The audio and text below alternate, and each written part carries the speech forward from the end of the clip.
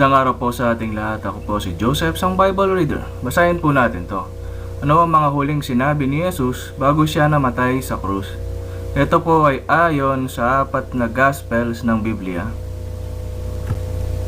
Ayon kay Matthew o Mateo, Matthew 27:45-50. Mula nga ng oras na ika-6 ay nagdilim sa ibabaw ng buong sangkalupaan hanggang sa oras na ika-9.